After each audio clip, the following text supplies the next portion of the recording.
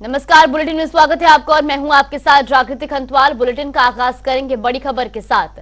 उगते सूर्य को अर्घ के साथ छठ पर्व का हुआ समापन। व्रती महिलाओं ने उगते सूर्य को अर्घ दिया। आपको बता दें कि संगम तट, बलुआ घाट समेत कई घाटों पर इस दौरान भारी भीड़ देखने को मिली। बड़ी ही आस्था और श्रद्धा के साथ छठ पर्व मनाया गया। ये बड़ी खबर, बड़ी जानकारी प्रयागराज से। तो छठ महापर्व का समापन हुआ है। ये तस्वीरें भी आपको दिखा रही, जहां अलग अलग घाटों पर हजारों की संख्या में श्रद्धालुओं की भीड़ रही। नहाय खाए के साथ शुरू हुए लोक आस्था के छठ पर्व के अंतिम दिन प्रयागराज के संगम तट समेत कई घाटों पर देर रात से व्रती महिलाओं का आना शुरू हो गया था। चौथे दिन व्रती महिलाओं ने भगवान सूर्य की उगते हुए पूजा की और इस दौरान सूर्योदय होते ही भगवान सूर्यदेव को अर्घ दिया। देखिए कि किस तरह से और कितनी बड़ी संख्या में महिलाएं तट पर इकट्ठा हुई। हमारे संवाददाता सैयद मोहम्मद आमिर की खास रिपोर्ट।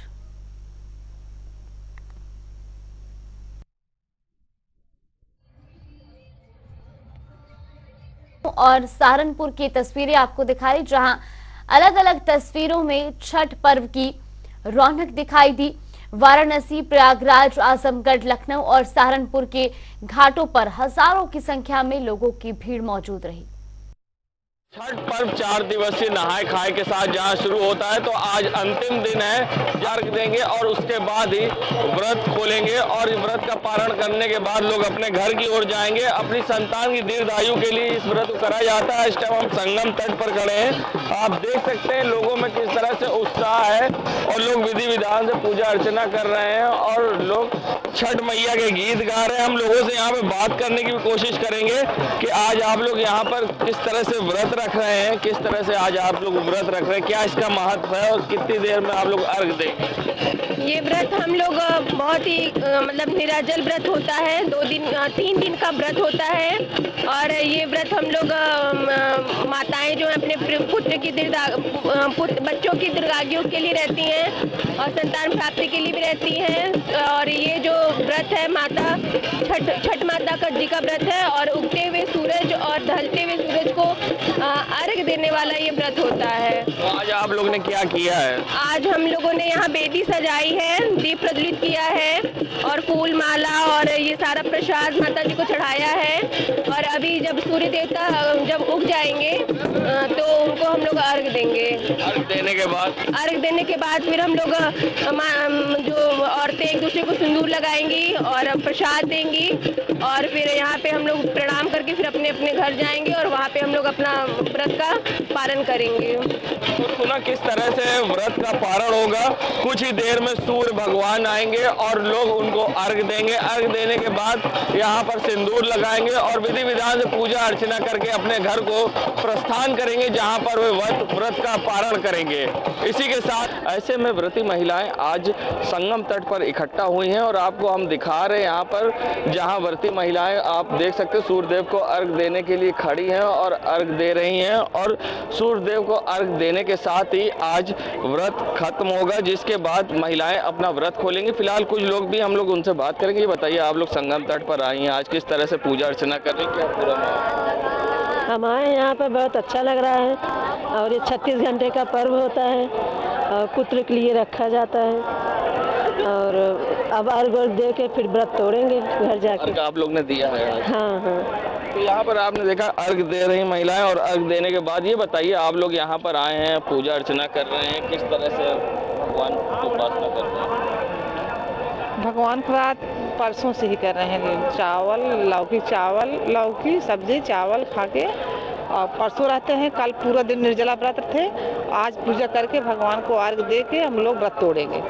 तो देखो यहाँ पर जिस तरह से महिलाएं इकट्ठे हैं और संगम पर लोग खड़े हैं और भगवान सूर्यदेव को अर्घ दे रहे हैं। अर्घ देने के साथ ही आज व्रत का पारण करेंगे अपने घरों पर जाकर और इसी के साथ छठ पर्व का आज समापन हो गया है। जनता टीवी के लिए सैयद मोहम्मद आमिर, प्रयागराज।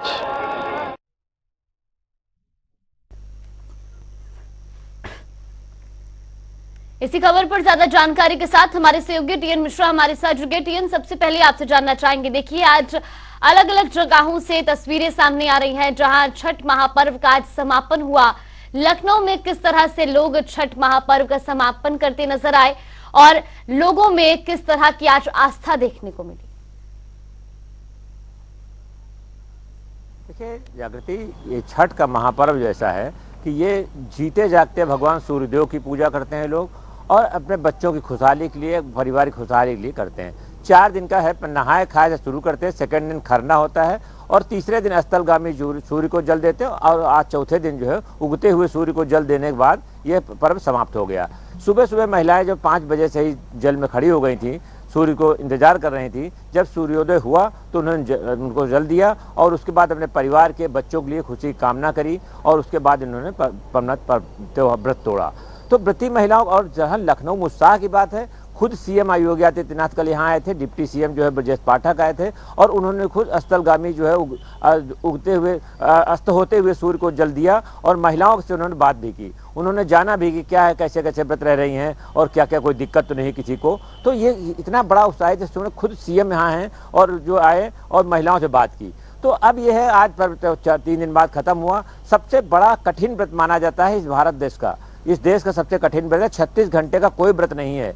इसके बाद जो है महिलाएं 36 घंटे व्रत बाद अपना पारण करती हैं और उसके बाद फिर परिवार के साथ जाकर के भोजन करती हैं। तो इन नदी में खड़ी होकर के और जहाँ जहाँ भी घाट है, लखनऊ में 50 घाट बनाए गए थे जहाँ पर इनको पूजा का इंतजाम किया गया था। नगर निगम और लखनऊ पुलिस कमिश्नरेट इनकी सुरक्षा और जो है सारा इंतजाम किए। और कल चूँकि वर्ल्ड कप भी था तो सबसे बड़ी बात थी कि यहाँ पर महिलाएं भी वर्ल्ड कप का भी आनंद ले रही थी, वो अपने अपने मोबाइल पर वर्ल्ड कप भी देख रही थी कि बीच बीच में पूजा के इंतजार के साथ साथ वर्ल्ड कप का भी आनंद ले रहे हैं। तो ये समझिए कि हर चीज़ से जुड़ी हुई महिलाएं अपने व्रत के साथ साथ देश के उसके जुटी और खेल में भी आनंद ले रही थी। तो ये आज 4-3 दिन का व्रत खत्म होने के बाद महिलाएं चली गई हैं। अब तो सन्नाटा हो गया घाट पर यहाँ पर, क्योंकि स्थिति 10:30 बजे है। 10:30 बजे तो सब लोग अपना टेंट उखाड़ने लगे हैं। लेकिन इतना जरूर है कि महिलाओं ने जो अपना जो व्रत किया है यहाँ पर ये भी जानना चाहेंगे, ये व्रत जो है वो सकुशल संपन्न हो चुका है, लेकिन खास तौर पर प्रशासन ने जो है खासा व्यवस्थाएं की थी। अब व्रत समापन हो चुका है, क्या प्रशासन की ओर से जो व्यवस्थाएं की गई थी वो सफल रही हैं? हाँ, एकदम सफल नहीं, क्योंकि प्रशासन ने जो व्यवस्थाएं की थी, मैं रिया से कहूँगा दिखा दें कि सारे महिलाओं के लिए यहाँ पर इंतजाम किया गया था। टेंट लगाए गए थे, उनके बैठने के लिए चेंजिंग रूम बनाए गए थे और जो है पुलिस ने सुरक्षा व्यवस्था भी, पुलिस यहाँ पे तैनात है कि सारे लोग अब टेंट उखाड़ने वाले लोग पहुँच चुके हैं। लेकिन प्रशासन लगातार जागरूक, खुद डीएम और एसएसपी या यहाँ के जो पुलिस कमिश्नरेट के अधिकारी लगातार लगे हुए रहे कि जो कहीं कोई ऐसा नहीं है, कोई हादसा यहाँ हुआ हो या कोई ऐसी घटना घटी हो, तो इस पर सब पर नज़र रखी जा रही थी। सीसीटीवी कैमरे भी लगाए गए थे, उस पर नज़र रखी जा रही थी। इसलिए कहीं कोई घटना ऐसी अप्रिय घटना नहीं हुई है। बहुत शांतिपूर्ण और बेहतरीन तरीके से जो समापन इसका हुआ है। जी जागृति। बिल्कुल टीएन, बहुत बहुत धन्यवाद आपका हमारे साथ जुड़ने के लिए और तमाम जानकारी हम तक पहुंचाने के लिए। तो छठ महापर्व का आज समापन हो चुका है। हालांकि प्रशासन की ओर से व्यवस्थाएं की गई थी और ऐसे में छठ महापर्व सकुशल समापन हुआ और प्रशासन की जो व्यवस्थाएं रही वो भी सफल रही।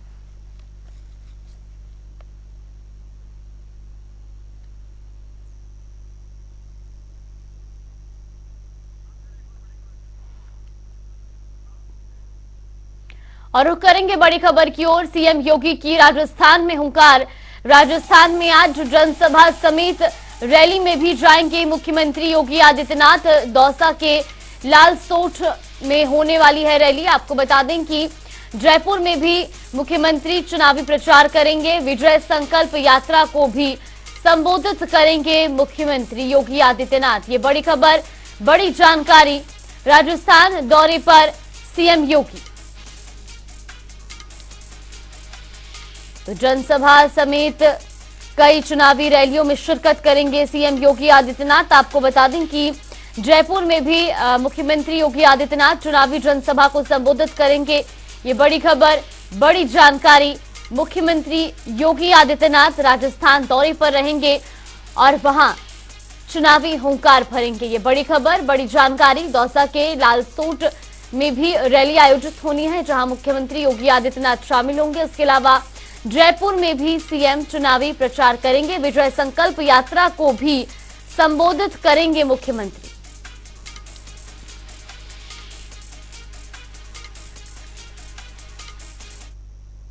और बड़ी खबर रायबरेली से, पूर्व राष्ट्रपति रामनाथ कोविंद का रायबरेली दौरा आज। ये बड़ी खबर, बड़ी जानकारी। दोपहर 12:30 बजे ITI gate house Kovind Shivaji Nagar स्थित आवास जाएंगे। ये बड़ी खबर, बड़ी जानकारी। रामनाथ कोविंद दोपहर 3:30 बजे राजभवन लखनऊ के लिए प्रस्थान करेंगे। ये बड़ी खबर, बड़ी जानकारी रायबरेली से। वहीं इसी खबर पर ज्यादा जानकारी के साथ आफ्ताब खान हमारे साथ जुड़ गए। आफ्ताब, सबसे पहले आपसे जानना चाहेंगे, पूर्व राष्ट्रपति रामनाथ कोविंद आज रायबरेली दौरे पर रहेंगे, क्या कुछ जानकारी रहने वाली है और खास तौर पर क्या कुछ खास आज वहां पर रहने वाला है? जी बिल्कुल आगे, आज पूर्व राष्ट्रपति रामनाथ कोविंद जो है 12 बजे करीब ITI के गेस्ट हाउस पहुंचेंगे, जहां भाजपा नेताओं द्वारा उनका पुष्प गुच्छ देकर स्वागत किया जाएगा। इसके पश्चात वो अपनी नातिन के एक मांगलिक कार्यक्रम में भी शामिल होंगे, शिवाजी नगर जाएंगे। इस दौरान जिलाधिकारी समेत कई आला अधिकारी हैं जो उनके स्वागत समारोह के लिए उनका वहाँ मौजूद रहेंगे। सुरक्षा बलों की भी पुलिस प्रशासन पूरी तरीके से तैनात है, भारी पुलिस बल तैनात है। और एक बड़ी बात है, क्योंकि पहली बार ऐसा हो रहा है कि पूर्व राष्ट्रपति रामनाथ कोविंद का रायबरेली दौरा है, इसको लेकर कई लोग पहले से ही पुलिस प्रशासन तैयारियों में जुटा हुआ था और भाजपा कई दिग्गज नेता हैं, इनके पहुंचने के कयास लगाए जा रहे हैं। ऐसे राज्य मंत्री जो यहाँ के राज्य मंत्री हैं देश प्रताप सिंह, वो भी मौके पहुंच सकते हैं। तो कहीं ना कहीं जिस तरह से पूरी इंतजाम किया गया है और ITI परिसर है तो पूरी तरह छावनी में तब्दील है और वहाँ पर कई बड़े बड़े लोग हैं जो पहुंचने के कयास लगाए जा रहे हैं। ये एक बड़ी बात होगी कि पहली बार पूर्व राष्ट्रपति रामनाथ कोविंद जो है वो रायबरेली के दौरे पर हैं और खुद सबसे खास बात यह है कि वो खुद के अपने निजी कार्यक्रम में, अपने नातिन के मांगलिक कार्यक्रम में शामिल होने के लिए रायबरेली जा रहे हैं। बिल्कुल, बहुत बहुत धन्यवाद आफ्ताब आपका हमारे साथ जुड़ने के लिए और तमाम जानकारी हम तक पहुंचाने के लिए। राजभवन लखनऊ के लिए दोपहर 3:30 बजे वो रायबरेली से प्रस्थान करेंगे। पूर्व राष्ट्रपति रामनाथ कोविंद का आज रायबरेली दौरा। वही रुक करेंगे अगली बड़ी खबर की ओर। BSP अध्यक्ष मायावती का आज राजस्थान दौरा। झुंझुनू जिले में चुनावी जनसभा को संबोधित करेंगी मायावती। तो वही पार्टी उम्मीदवारों के समर्थन में प्रचार प्रसार के लिए मैदान में उतरेंगी मायावती। ये बड़ी खबर, बड़ी जानकारी राजस्थान से। BSP अध्यक्ष मायावती आज राजस्थान में चुनावी जनसभा को संबोधित करती नजर आएंगी, जहां आज वो तमाम उम्मीदवारों के लिए चुनावी जनसभा को संबोधित करेंगी।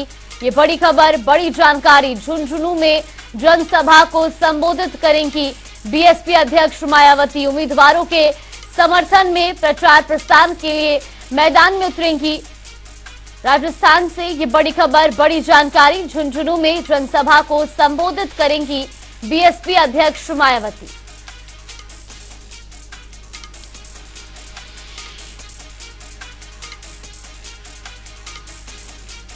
तो आपको बता दें कि राजस्थान में उम्मीदवारों के समर्थन में वो मैदान में उतरेंगी। वहीं से खबर पर ज्यादा जानकारी के साथ हमारे सहयोगी तौकीर किदवई हमारे साथ जुड़ गए। तौकीर, सबसे पहले आपसे जानना चाहेंगे, आज BSP अध्यक्ष मायावती राजस्थान दौरे पर रहेंगी, जहां वो चुनावी जनसभा करती नजर आएंगी। फिलहाल क्या कुछ जानकारी मिल रही है और आज किस किस जगह पर वो चुनावी जनसभा करेंगी? देखिए, इससे पहले जब मध्य प्रदेश के चुनाव हो रहे थे वहां पर भी लगातार बसपा सुप्रीमो मायावती रैली कर रही थी, वहां पर जनसभाएं कर रही थी। यानी कि ये चाहे मध्य प्रदेश हो या फिर राजस्थान, दोनों जगहों पर जो दलित बहुल्य जो इलाके हैं वहां पर उन्होंने अपने प्रत्याशी उतारे और वहां पर पूरी तरह से मैदान में लगातार मायावती डटी नजर आ रही है। अगर 2022 विधानसभा की बात करें, जब उत्तर प्रदेश में चुनाव हुए थे, इतनी सक्रियता मायावती की तब भी नजर नहीं आई थी जितनी सक्रियता उनकी मध्य प्रदेश और राजस्थान चुनाव को लेकर है। फिलहाल आज उनकी झुंझुनू जिले में उनकी एक रैली है जहां पर वो संबोधित करेंगी और नेहरू प्रगति मैदान पर। और इसके अलावा भी अभी क्योंकि 25 नवंबर को यहाँ पर राजस्थान में पोलिंग होनी है, यानी कि उससे पहले भी काफी समय है मायावती के पास। माना यह भी जा रहा है कि अभी 2 से 3 दिन लगातार वो राजस्थान के अलग अलग जिलों में रैली करती नजर आएंगी। बिल्कुल तौकीर, और ऐसे में देखिए इस बार वो खुद सक्रिय होती हुई नजर आई हैं, खुद वो मैदान में उतरी हैं। फिर चाहे मध्य प्रदेश की बात हो, राजस्थान की बात हो, तो कहीं ना कहीं उम्मीदवारों के अंदर भी एक उत्साह, एक जोश भरने का काम कर रही हैं। जी बिल्कुल, देखिए जिस तरह से मायावती को माना जाता था, क्योंकि पहले वो सोशल मीडिया पर एक्टिव नहीं थी, 2019 के चुनाव में वो पहली बार सोशल मीडिया पर एक्टिव हुई और वहां से उन्होंने बयानबाजी शुरू की। इसके पहले मायावती क्योंकि नेता थी, वो सड़क की नेता कहलाती थी, लोगों के आम जनता की नेता कहलाती थी, वो लोगों के बीच आकर बात करती थी, लोगों के बीच जाती थी। लेकिन 2019 के जब लोकसभा चुनाव हुए उसके बाद जब उन्होंने अखिलेश यादव के साथ गठबंधन करके चुनाव लड़ा उत्तर प्रदेश में लोकसभा का, उसके बाद से वो सोशल मीडिया के दौर में आ गई और सोशल मीडिया से ही बयानबाजी शुरू की गई। ये पहला चुनाव है मध्य प्रदेश का और राजस्थान का जहां पर नजर आ रहा है कि मायावती पहली बार खुले मैदान में आकर वो चुनावी जो रैलियां कर रही हैं, जनता को संबोधित कर रही है। ये काफी समय बाद देखने को मिला है कि बसपा सुप्रीमो सड़क पर उतर के जनसभाएं कर रही है। बिल्कुल, बहुत बहुत धन्यवाद तौकीर आपका हमारे साथ जुड़ने के लिए और तमाम जानकारी हम तक पहुंचाने के लिए। लखनऊ से बड़ी खबर, अयोध्या के बाद अब काशी में दिए जलाए जाएंगे। ये बड़ी खबर, बड़ी जानकारी। 27 नवंबर को काशी के गंगा घाटों पर दीप प्रज्वलन किया जाएगा। काशी में देव दीपावली पर 11 लाख दिए जलाने का लक्ष्य रखा गया है। देव दीपावली के मौके पर 11 लाख दिए जलाए जाएंगे। काशी में गंगा घाटों पर 11 लाख दियों को प्रज्वलित किया जाएगा। इनमें 1 लाख दिए गाय के गोबर से बने होंगे और 7 से 8 लाख श्रद्धालुओं ने कि काशी पहुंचने का ऐसे में अनुमान भी लगाया जा रहा है। ये बड़ी खबर, बड़ी जानकारी। तो काशी में देव दीपावली के मौके पर 11 लाख दिए जलाए जाएंगे।